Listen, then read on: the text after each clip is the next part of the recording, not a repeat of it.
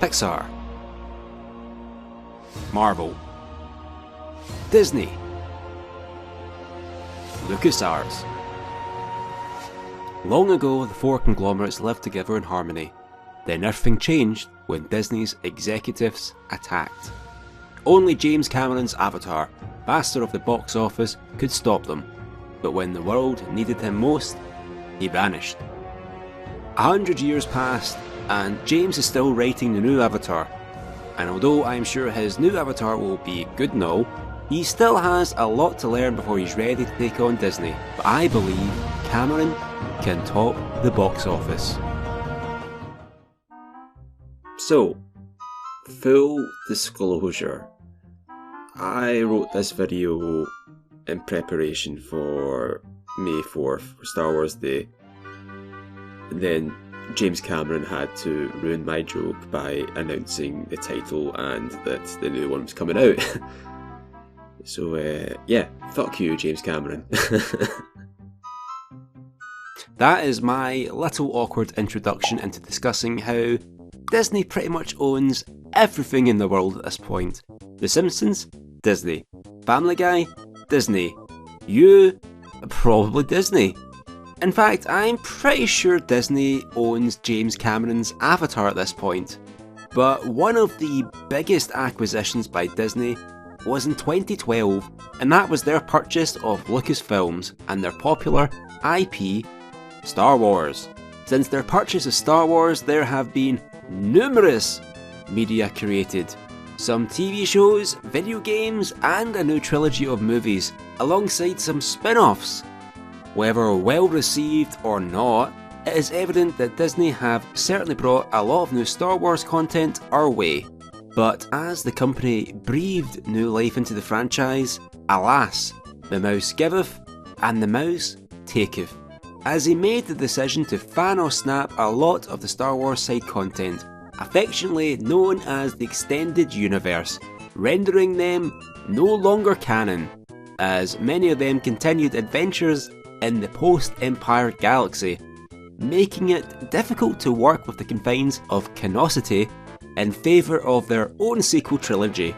And of course, I won't particularly tell you my views on the sequel trilogy, since I'd rather not get assassinated by some fanatic dressed up in a Jar Jar costume. But one particular video game series to be hit with this embargo on canon content was the popular and well received first person shooter series Jedi Knight.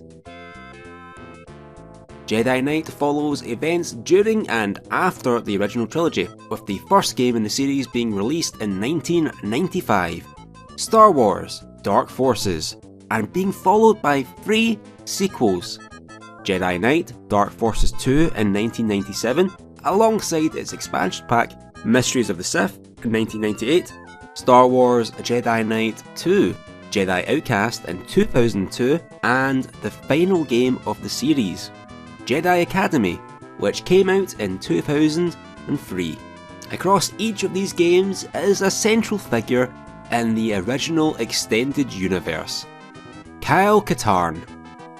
Katarn is essentially the main protagonist of the Jedi Knight series, acting as the playable character in most of the games, meeting alongside many established Star Wars characters, and first appears in the first game in the series, Dark Forces, as a pretty hefty beefcake of a man, acting as a mercenary and working for the Rebel Alliance, although once being an Imperial officer himself.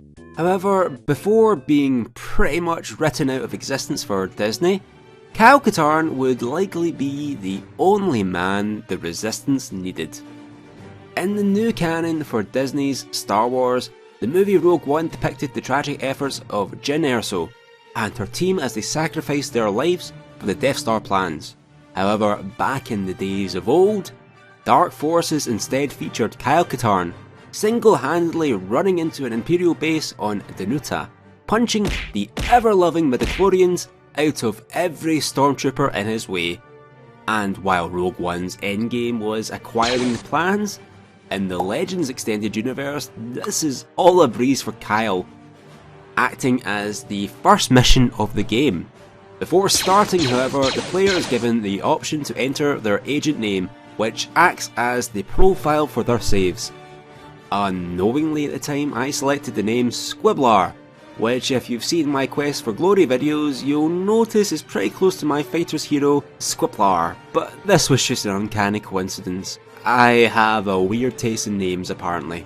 Upon selecting their name, the player is able to select the level they wish to play on, with each level being accessible upon being completed.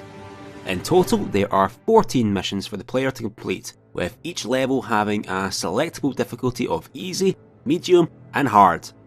Since I wanted the proper Star Wars experience, I went with easy, because it wouldn't be Star Wars if the stormtroopers actually managed to hit you, or at least that's how I'm going to spin it.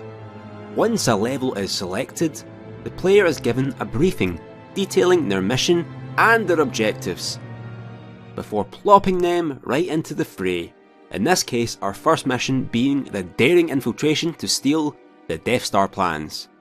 Star Wars Dark Forces is a first-person shooter, and while Kyle is free to punch as many stormtroopers to his heart's content, he also comes equipped with a blaster to fire at enemies. Alongside this, Kyle picks up more weapons as he continues through the levels, with items such as thermal detonators and landmines, as well as Imperial repeater guns. These weapons all require ammunition, but some are shared between each other, such as the blaster pistol and the laser rifle, both using energy units, and the Imperial repeater gun and the Stuka concussion rifle, both using power cells. As well as the weaponry, Kyle can find numerous items around levels, with the most frequent being shield units and ammunition. However, the player may come across usable items such as an air mask or ice cleats, which allow Kyle to breathe in hazardous conditions and to prevent himself from yeeting himself off cliffs, respectively. And one of the most common items Kyle will find in the field are coloured keys, which allow him to open locked doors based on their colour.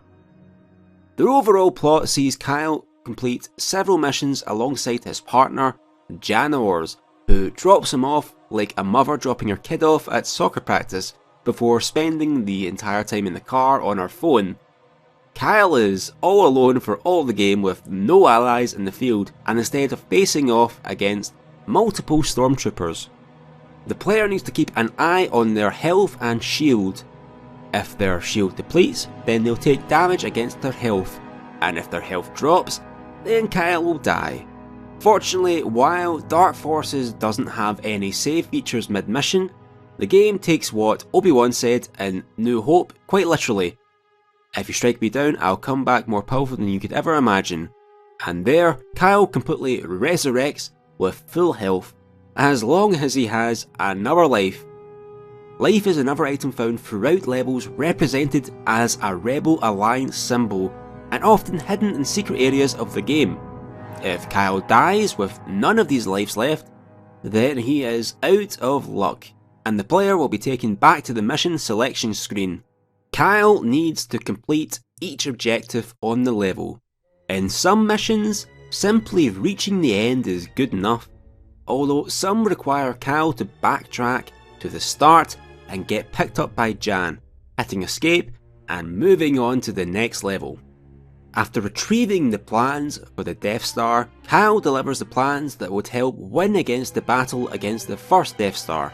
And for such a great concern, it sure was never brought up again in the main movies, but go on.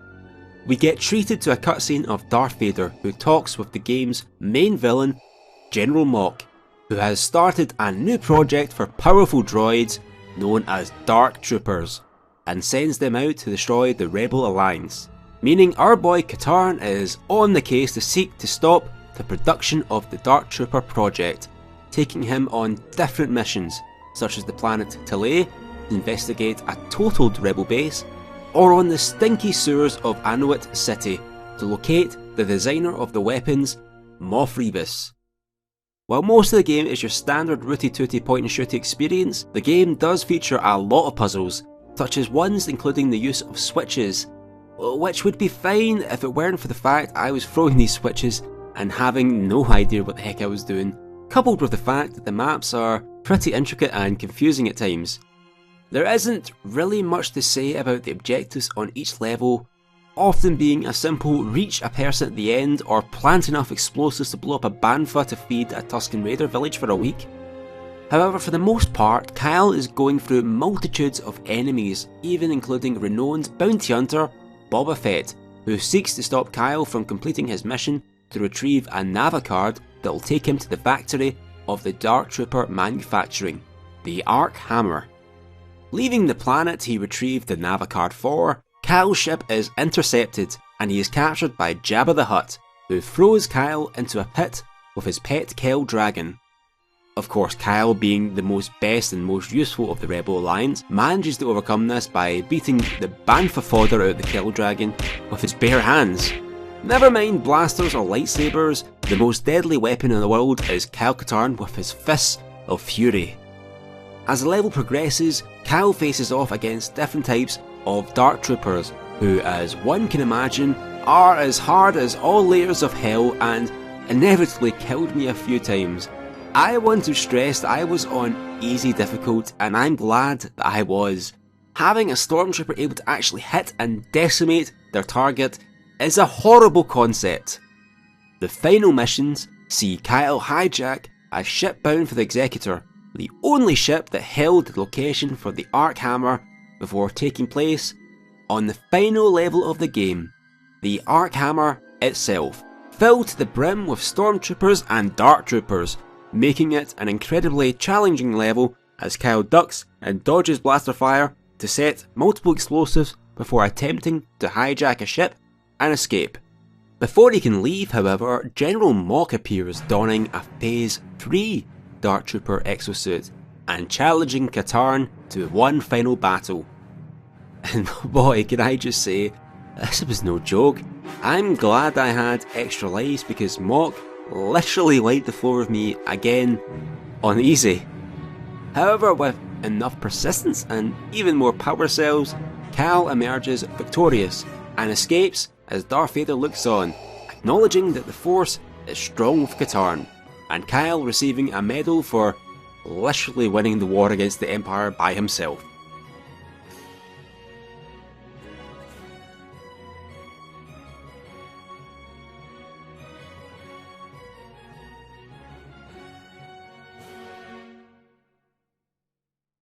Want to make sure you don't miss out on the next video for Star Wars Jedi Knight Dark Forces 2?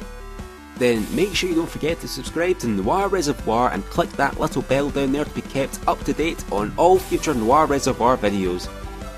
And if you want to help support this channel, please consider liking the video and sharing it with any Star Wars aficionados you think will appreciate it. And finally, why not consider following my Twitter for all the dank memes? I'm sure you won't regret it. Probably. So until next time, my friends, I'll catch you later.